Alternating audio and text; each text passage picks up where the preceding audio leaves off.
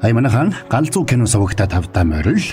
За энэ удаад брогийнх нь ярьж хөр сонгосон галзуу кино бол 2010 онд гарч байсан Hello Ghost. За энэ галзуу хөөрхөн киног та нарт ярьж өгөхөд Unitel-ийн дараа төлбөрт Plus багц хамтран ажиллаа. Та нар маань Unitel-ийн урьдчилсан төлбөрт дугаар барьдаг бол дараа төлбөрт Plus багцыг санал болгож байна.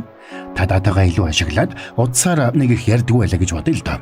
Тэгвэл өөрийнхөө хэрэглэн тохируулаад хүсснээрээ багцаа бүтээж болдог. Бүр ярианы ирэхгүй зөвхөн датагаа тултал нь авна гэд зохиодч болно л гэсэн үг. Тэгвэл мөнгөнд чинь хэмнэлттэй, ашиглахад чинь жамар.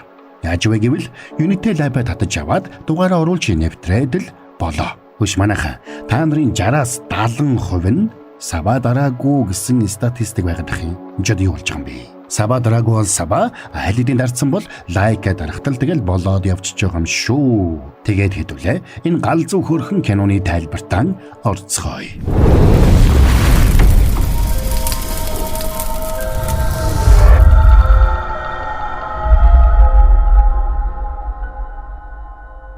Асрамжийн газар төссөн саммаан сэтгэл готрол давтаад амиа хорлохоор шийджээ. Тэр түрээсийн жижигхэн өрөөндөө суугаад эм ууж амиа хорлох гэсэн ч түрээсийн мөнгөө нөхөх гэж ирсэн байрны эзэн тэрний амийг аварна. Саммаан дараа нь гүүрнээс үсэрсэн ч эргийн харуулууд бас л амийг нь авардаг. Яралтай эмнэлэгт хүргэгдсэн саммаан удалгүй ухаан ортол дэрэгдэн нэг үл таних хүн суугаад тамхи татаж байна. Гэхдээ уучлаарай эмнэлэгт тамхи татаж болохгүй гэж анхааруулсан ч цаадхан тооцсонгүй. Удалгүй совилогчид саммааныг түрээд сэтгэл зүйч рүү аваачсан боловч тэд саммааны хажууд суусан нөгөө хүнийг харахгүй л байлаа. Сэтгэл зүйч тэрнтэй уулзаад хэдэн хором зүрхэн зогсоод эргээд амьдэрсэн гэдгийг хэлж одоо та дахиж амиа хорлох оролдлого хийхгүй зү. Эсвэл таны найз чинь таныг амиа хорлохыг ятгаад байдаг юм уу? Саммааныг төсөөлөлдөг хүн хараад байгааг эмч гадарлана. Хажууд нь байгаа хүнийг эмч харахгүй байгаад гайхсан саммаан удалгүй нэг хүн ойлгох чимээ сонсно. Гэхдээ та ойлж байгаа чимээ сонсохгүй байна уу? Бас нэг найз чинь уйлаад байгаа юм уу? Хоёр төсөөллийн найзтай. Саммаан эмчийн арын шүүгийг онгойлгохтол тэнд нь нэг эмэгтэй уйлаад сууж байдаг. Эмчээ, "Гү та чинь яахаараа шүүгэндээ өвчтнөө суулгаад хаалгыг нь хаадсан байд юм бэ? Та яагаад энэ хүнийг уйлуулсан?" Ингэж саммааныг уурлахад сандарсан эмч совилогч нар руугаа удастаад энэ дугаа өвчтнийг найзуудтай нь яралтай авч явна уу гэж дууддаг. Ингээд совилогч нар саммааныг зөвхөн өөрт нь харагдаад байгаа хоёр хүний хамт суулгаад түрээд авч явлаа. Тэд тэрнийг тасагт хэвдүүллээ. Саммаан тэр шөнө бие засахаар тасгаасаа гартал жижүүр совилогчийн ширээн дээр нэг хөгшин гараад суучихсан. Ширээн дээрх цаасыг нь үлээж унгаад цаасаа авахаар тонгойхт нь араас нь ажиглж зугаацж байлаа. Энийг харсан саммаан яахаа мэдэхгүй эргээд өрөөлөгөө ортол нөгөө гурав тэрнийг дагаж ирээд агаар мандалд хөвж байгаа харагдана. Тэр мөчөд саммаан сүнс хараад байгаагаа ойлгоод ухаан алдаж ундаг. Маргааш нь эмчнэр ирж тэрнийг хэр байгааг асууж эхлэхдээ зэрэгцээд саммаан дахиад нэг сахилгагүй хүүхдийн сүнсийг харж эхэлнэ. Ингээд саммааныг эмнэлгээс гараад автобусанд суухад нөгөө хэдэж дагаад автобусанд суулаа. Саммаан тэдэнтэй ярилцах гэж оролцсон ч хажууд нь явсан хүн өөртөө нь ярих гэж байна гэж бодоод байсан учраас тэр эвгүй байдалд орно. Тэгээд тэр автобусанд байсан нэг зар дээрээс бүхнийг мэддэг бөөгийн хаягийг олж хараад шууд тийшээ явж очлоо. Бөө тэрэнд үхээд сэгсэн хүмүүст сүнс харагдах нь түгээмэл үзэгдэл гэж хэлж өгнө. Бас тэр сүнснүүдээс салах хүртэл үхэх боломжгүй гэдгээ саммаан олж мэддэг. Аргагүй байдалд орсон тэр нөгөө сүнснүүдээ үүрч алхасаар гэртээ хурж ирлээ. Энэ нь тэрний хувьд гэртээ гадны хүн авчирсан анхны тохиолдол нь. Тэгээд гэрт нь амьдрах болсон сүнснүүд тэрний биеийг ашиглаж хүний ертөнцөөс мэдрэхийг хүссэн зүйлээ мэдрэхийг хич хэцгэнэ. Тиймээс саммаан урд нь ерөөсөө сөөжөө уудаггүй, тамхи татдаггүй байсан бол сөөжөө ууж тамхи татаж эхэлжээ. Чихэрлэг зүйлсэд дургүй тэр бяцхан хүүгийн хүслийн дагуу чокопа идэж амьдралдаа уйлж үзээгүй хэрнээ сөөхийн хурлаараа асгартал уйлж хүмүүсийг гайхшруулна. Амьдралын ийм хэв маяг саммааныг хүнд байдалд оруулахад тэр сүнснүүдийг өөрийг нь тайван орхихыг гуйсан ч цаадуул нь үгэнд нь ордгүй. Арга барсан мань хүн нөгөө бөө дээр очиод сүнснүүдийг хөөж өгөхийг гуйсанд цаадхан тэрэнд сүнснүүдийн хамгийн сүүлийн хүслийг нь биелүүлж өгөх юм бол тэд өөрсдөө тэрнийг орхих болно гэж зөвлөдөг. Ингээд саммаан тэдний хүслийг нэг нэгээр нь биелүүлж өгөхөөр тохирч хамгийн ихэнд ааштай хөгшин саммаанд хүсэлтэд хэлнэ. Тэр нас барахаас өмнө найзаасаа зээлсэн зургийн аппаратаа эргүүлж өгөх хүсэлтэй байсан учраас саммаан яг тийм аппарат олж өгөхөөр эрэлд гардаг. Энэ үеэр нэгэн хоспист хэвтэж байсан хөгшин нас барж хүүхдүүд нь уйлалдаж байгаагаар үйл явдал үргэлжилнэ.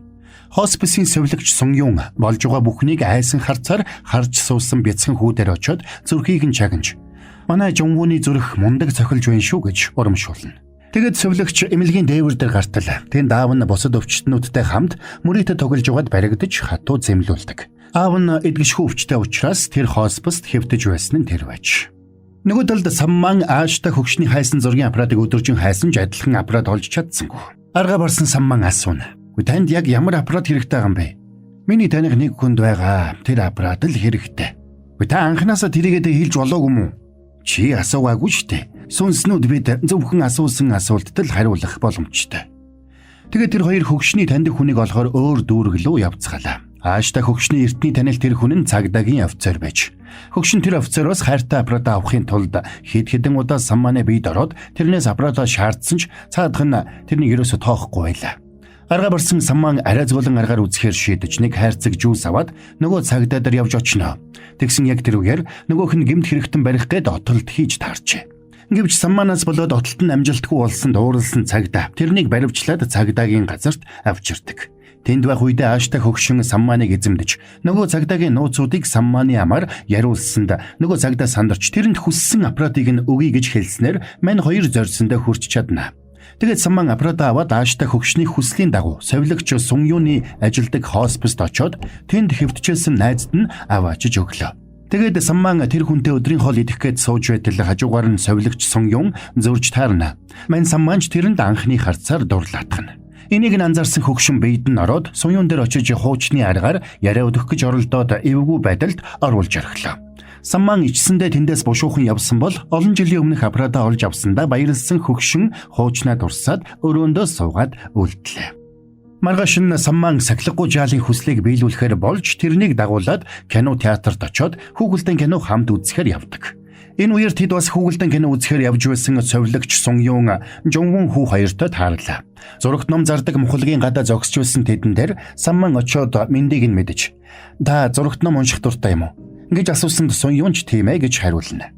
Тэгээд тэд хамтдаа цааш явж кино театрт хүүхэлдэйн кино үзэж цагийг зугаатай өнгөрүүлцгээлээ. Энэ бүх хугацаанд сахилгагүй жаал үе Самманы биед ороод тэрнийг хүүхэд шиг л аашлуулж эвгүй байдалд оруулсаар байна. Кино дууссаны дараа тэд хамтдаа нэг хоолны газарт очоод жантай гомон идсэнд сахилгагүй хүү биед нь орж 3 аяг дүүрэн гомон идүүлж орхилоо. Гэвч тэрний энэ их иддэг байдал Жонвун хүүд таалагджээ. Бяцхан хүү хүнд хэлбэрийн хавдраасаа болоод өөрөө хоол сайн идэж чадахгүй болсон учраас хоол сайн иддэг хүмүүст дуртай болохыг Сун Юн тэрэнд тайлбарладаг. Тэгээд тэд хамтдаа цаашаа явтал сахилгагүй хүү замын хажууд байдаг дартс шидүүлдэг тоглоомн дээр очижчихсан байна. Тоглогч дартс шидэд зөв онж чадвал супер шагнал болох хүн шиг том хатуу чихэр авах ёстой байлаа. Сун Юн Жонву хоёр тэрийг тоглосон ч юу ч хожиж чадсангүй. Харин Самман сүнс хүүгийн тусламжтайгаар супер шагналыг хожиж чадлаа. Жонвун хүүг хүнд өвчтэй болохыг мэдсэн Самман тэрнийг өрөвдөж тэр чихрээ тэрэнд өгөхийг хүсэж байсан ч сахилгагүй жаалын сүнс энийг нь зөвшөөрсөнгүй. Арга барсан Самман машины араар орж сүнс жаалыг загинж байтал нөгөө хоёр ард нь хүрээд ирчихэж ганцаараа хэн нэгэнтэй чангаар яриад байгаа Самманыг харж гайхсан тэр хоёр бидэнд чихэр хэрэггүй уучлаарай гэж Самманд хэлчихэд бушуухан яваад өглөө. Тэр өрөө Самман гэрлүүгөө явах замдаа нэг зурагт номын дэлгүүр хаагдах гэж байгаа учраас бүх номоо хямдруулж зарах гэж байгаатай таарч тэндээс ном авахар шийднэ. Харин нөгөө талд Сун Юн өвчтөй хүүг эмнэлэгтээ авчираад өрөөнд нь оруулах гэж байлаа. Энэ үеэр хамт ажилдаг совилогч нэрээд аав чинь чамайг асуугаад байсан шүү гэж хэллээ. Сун Юныг аав дээрээ очтол аавынх нь бие муудаж таталд өгч эхэлсэн учраас тэр сандарч жижүүр эмчийг дуудаж яаралтай тусламж үзүүлж эхэлдэг. Харин нөгөө талд Самман тамхичин эрийн хүслийг биелүүлэхээр гарч идэн асаагаад нэг машины зогсоол руу явж байлаа. Самман зогсоолд очоод тамхичин сүнсний жолоодохыг хүссэн машиныг хайж эхэлнэ. Цаатах нь хайгаад хэлнэ. Чи миний төлөө ингэж зогсоол руу нууцаар нэвтэрч хулгайн хэрэгт орж ирснээс ерөөсөө би танад үүрд амьдрчих юм уу? Гэхдээ та чинь сүнсэж ямар аимхай юм бэ? Тэгээд тамхичин ах хүүгийн жолоодохыг хүссэн машиныг хайж явсаар нэг машин дээр очисон ч машин дотор нь нэг согтуу ах хүү сууж байна. Ах хүү эхнэрээ өөр хүнтэй яваад өөрийг нь тоохгүй байна гэж бодсон учраас сэтгэлээр унаж архи уусан нь тэр байж. Тэгэд тэр Самманыг эхнэртэй нь холбоотой хүн гэж бодоод уурандаа машинаа асааж дайрах гэж хөөсөнд мань хүн ч ухаан жолоогүй зогдож эхэллээ. Гэвч ингээд нэмэргүй болохыг ойлгож аргаа барсан Саммаан удалгүй зүгтгаа болоод ах хүүтэй нөөрөлднэ. Тэгээд өөрийгөө ер бусын хүчтэй, сүнснүүдийг харах чадвартай гэдгийг хэлж эхнэрийг нь эргүүлж авчирхад тусалж чадна гэлээ. Өөрийгөө батлахын тулд Саммаан тамхичин сүнсийг биедээ оруулж, хүйтэн агаараар үлээж цонхыг нь цантуулж үзүүлнэ. Тэгээд ах хүүч тэрэнд итгэнэ. Тэгээд тэр хоёр тохирч Саммаан эхнэрийг нь ах хүү дээр авчирч чадвал машиныг нь авахар болдог. Ингээд маргааш нь мань хоёр ах хүүгийн эхнэрийг нууцаар дагтал нөгөө эмэгтэй сун юуны ажилдаг хоспис руу яваад орчлоо. Тэгээд тэрний яриаг нууцаар сонсч байгаад ах хүүгийн эхнэрт ердөө 5 сарын нас үлдсэн болохыг олж мэднэ. Аргагүй байдалд орсон Саммаан тамхичин сүнсний зуршлаар шатан дээр суугаад тамхи татаж эхэлдэг. Тэгсэн энэ үеэр сун юун ирээд чи тамхи татхаа болсон чин дээр энэ их чи нөхөр нь хажууд нь тамхи татсаар байгаад уушигны хавдартай болгочихсон юм гэж хэллээ. Хамгийн гол нь тэр эмэгтэй жирэмсэн учраас хүүхдээ эсэн мэнд төрүүлэхийн тулд химийн эмчилгээ хийлгэхгүй гүрийгээд байгаа болж таарна. Тэгэд Суюн нөгөө эмэгтэй утасны дугаарыг өглөө. Саммаан ах хүү дээр ирж олж мэдсэн бүхнээ хэлнэ. Эхнэр чинь жирэмсэн юм байна. Бас таны наад тамхинаас чинь болоод уушигны хавдартай болчих. Гэвч хүүхдийг чинь эрүүл саруул төрүүлэх гээд өөрөө эмчилгээ хийлгэхгүй явсаар эцсийн шатанд орчихсон юм байна. Энэ үеэр Саммааны дуудснаар эхнэр нь ах хүүгийн машины зогсоол дээр ирлээ. Үгүй чи яагаад энэ бүхнээ надад хэлээгүй юм бэ? Үгүй яагаад эмчилгээ хийлгээгүй юм? Надаас илүү хүүхэд маань амьдраасаа гэж хүссэн. Яагаад гэвэл жил өнгөрөх тусам би хөгшрөн. Харин хүүхэд маань өсөж том болно. Тэгээд хүн шиг сайхан амьдрна. Гэд эхнэр нөхөр хоёр эвлэрлээ. Энэ үеэр машин барьж мэддэггүй Саммааны биед тамхичин ах хүү орж хуучин машины зогсоолоос нэг хуучин такси унаад далайн ирэг рүү давхина. Хэрв та Unitel-ийн урьдчилсан төлбөрт дугаар барьдаг бол дараа төлбөрт Plus багцыг танд санал болгоё. Та датагаа илүү ашиглаад утсаар нэг их ярьдаггүй байлаа гэж бодъё л доо. Тэгвэл өөрийнхөө хэрэглээнд тохируулаад хүснээрээ багцаа бүтээж болдог. Бүр ярианы ирэхгүй. Зөвхөн датагаа тултал нь авна гэж зохиож болно гэсэн үг. Тэгвэл мөнгөнд чинь хэмнэлттэй, ашиглахад чинь чамар. Яаж вэ гэвэл Unitel app-д татаж аваад дугаараа оруулж нэвтрээд л болоо. Анх удаа далайн ирэгт очиж үзсэн Саммаан тэнд сунгаа тамхичин сүнснээс асууна. Хүнтэй гэрлэх ямар байдаг вэ? Хоёулаа амьдран да. Тэгээд хүүхэдтэй болвол гуруулаа амьдран. Гоё. Ганцаардахгүй шүү дээ. Амьдрал хэцүү. Гэхдээ гуруулаа амьдрахад амьдралын хэцүүг давах 3 дахин их хүчтэй болно л гэсэн үг. Зовлон чинь 3 дахин нэмэгдэхгүй гэж үү? Тэгвэл дахиад нэг хүүхэдтэй болоод 4 дахин хүчтэй болчихгүй юу? Үгүй тэгвэл зовлон дагаад 4 дахин нэмэгдэнэ үсттэй. Тийм байж болно. Гэхдээ биенээ дэмжиж явах хайртай хүмүүстэй байна гэдэг сайхан шүү. Тэгээд тэр хоёр далайн хүйтэн усанд хамт өдөржин сэлээд оройдоо буцаж ирдэг. Тэр орой Саммаан анх удаага ганцаараа биш байгаадаа баярлдаг. Тэр сүнснүүд өөрт нь гэр бүл шиг л дотн санагдах болж. Эднэр сүнс биш хүмүүс байсан бол ямар сайхан бэ гэж анх удаага бодно. Маргааш нь Саммаан нөгөө хаагдж байгаа дэлгүүрээс Суюнд зориулаад хайрцаг дүүрэн зурагт ном авч машина жолоодод явж итэл цагдаа зогсолоо. Тэгэд мань хүнийг жолооны үнэмлэхгүйгээд цагдаагийн газарт аваачдаг. Саммаан тамхичин сүнстэй муудалцаж чанга ярьсанд цагдаа нар тэрнийг сэтгцийн өвчтэй юм байна гэж бодоод асран халамжлагчаа дуудаад гэртээ хар гэж хэлнэ. Гэвч мань Саммаан дээр ирэх хинж байсангүй. Орой болоход Саммаан тамхичин сүнстэй буугаална. Ганц бие хүмүүс хизээ хамгийн их амиа хорлдгийг мэдхүү. Баярын өдрүүдээр. Яагаад гэвэл тэд тэр үеэр хамгийн их ганцаарддаг. Би анхандаа хүмүүсийг бүгд л над шиг ганцаардмал гэж боддог байлаа. Тэгсэн баярын өдрүүдээр тэднийг аз жаргалтай явж байгааг харахтаа би л ганцаардмал юм байна гэж бодох болсон. Би ажилтай, гэр бүлтэй, үр хүүхдүүдтэй болж сайхан амьдрахыг мөрөөддөг байсан. Гэвч над шиг өнчин өрөөсөн хүнд ямар боломж байх вүлээ? Би өнчин байхыг хүсээгүй. Гэр бүлийнх маань хаа нэгтээ байгаа байх гэж өөртөө итгүүлдэг. Зурган дээр би дандаа л ганцаараа байдаг. Тэгэд би гэр бүлтэй хүн болж жүжиглдэг. Тэгсэн энэ үеэр Суюн ирээд яриаг нь сонсоод зогсож байгааг тэр анзаараагүй байлаа. Тэр үед Суюн Саммааныг яагаад тэгэж үе хачин аашлаад байдгийг ойлгоно. Улмаар сэтгэлд хөдөлсөн Суюн Жонвон хүүгийн зүрхийг чагнаж үздэг шигэ Саммааны зүрхийг чагнаж үзлээ. Тэгээд тэрнийг цагдаагийн газраас авч гэрт нь хүргэж өгнө. Явах замдаа Суюн өөрийгөө тэрний яг эсрэг хүн гэж тодорхойлдог. Учир нь Суюнд гэр бүл байдаг ч гэсэн гэр бүлээ өөрт нь тээр болж байна гэж боддог байж. Тэгэд гэрийнхэн гадаа ирсэн хойноо Суюн тэрэнд чихэр өгөөд чамайг чихэрэнд дуртай болохыг анзаарсан. Энэ чихэр хүүхдүүдээс битгий чихэр булаагаарай гэж хэлнэ. Самман ч тэрэнд зориулж авсан зурагт номнуудаа бэлгэллээ. Тэгэд Соёныг автобусанд суугаад явсан хойно тэр гинэ тухайн орж араас нь гүйж автобусанд нь суугаад зам зуура ээлдвийг ярилцсан. Уучлаарай, та түрүүн яагаад миний цээжийг шагнаад байсан бэ? Зүгээр ийм зуршилтай маа. Чиний зүрх их эрүүл сонсогдож байна лээ. Мань Самман зориг гаргаж, уучлаарай, тэгвэл би таныхыг сонсоод үзчихв гэж хэлээд зүрхийг нь шагнана.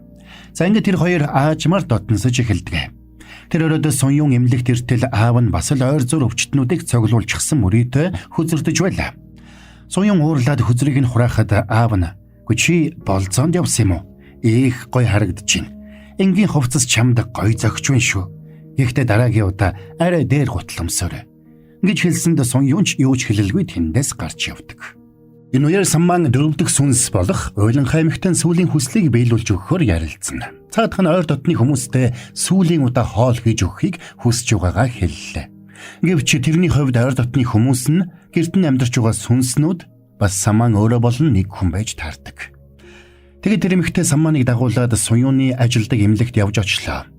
Тэгээд тэрнийг Соён дээр эртэл аав нь гарч ирээд "Чи манай охины найз залуу юу? Би охиноо хурмаа хийхийг нь хараад нүд анихыг хүсдэг юм. Та хоёр бошуухан хурмаа хийж болох уу?" гэж асуухад Самманыг шоконд оруулдаг. Бандсан Соён "Та хурдан явж тариагаа хийлгээ" гэж загнасанд Самман хэлнэ. "Уучлаарай, чи аавтайгаа ингэж харьцаж болохгүй хаа. Чи гэр бүлийн талаар хэтэрхий төгс төсөөлөлтэй байна. Гэхдээ бодит байдал дээр гэр бүл тийм ч сайхан биш байх тохиолдол олон бий" гэд ууралсан Соён яваад өгнө. Сэтгэл нь хямарсан Самман гэртээ ирээд гэрийнхээ гадаа болж байсан базар худалдаанд гэртээ байсан бүх юмаа хандвалчаад байж байтал гинэт хонхон дугарлаа. Гайхаад хаалгаа онгойлготол Соёны аавынхан сүнс зогсож байна. "Чи миний охинд хэлэх үгийг минь дамжуулаад өгөөч."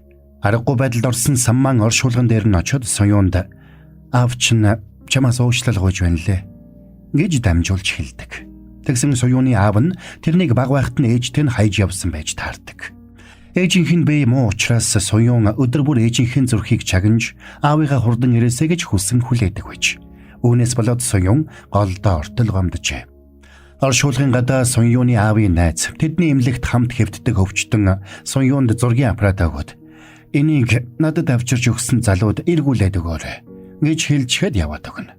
Тэр өдөр Самман Уйланхай сүнсний хүслийг биелүүлэхээр дэлгүүр хэсэж оройн амттай хоол хийх гээд сууж байтал хонхон дугарлаа. Хаалгаа нээтэл зургийн аппаратыг нь эргүүлж өгөхөөр ирсэн Соён зогсож байдаг. Тэгээд Самман тэрнийг оройн хоолнд өрж Уйланхай эмэгтэй хийж өгсөн хоолоор дайлна.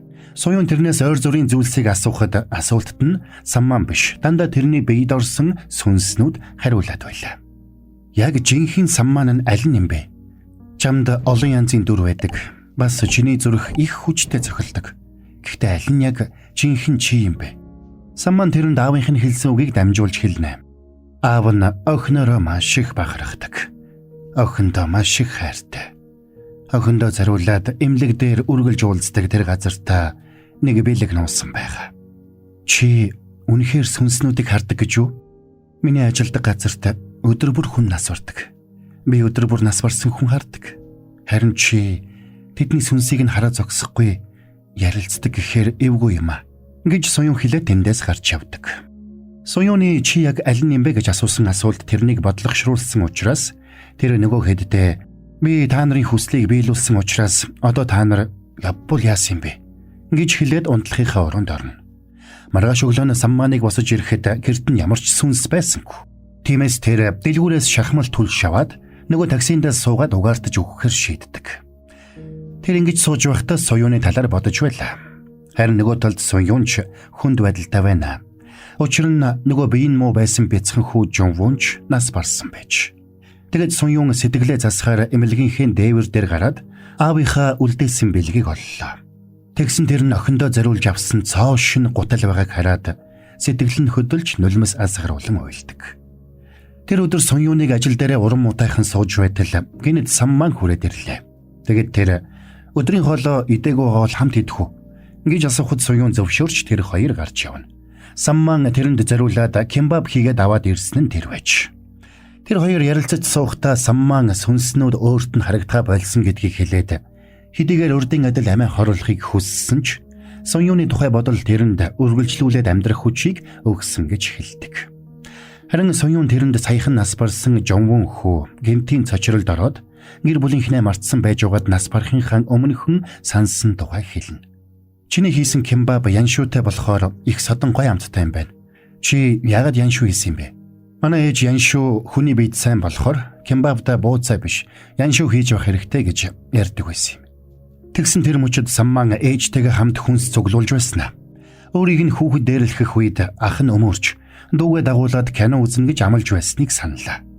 Тэгээд өөр дээр нь ирсэн сүнснүүд жинхэнэ гэр бүлийнхэн болохыг ойлынхаа эмэгтэй ээж нь, тамхичин ах аав нь, ааштай хөгшин өвөө нь, сахилгагүй хөө ах нь байсныг ухаардаг.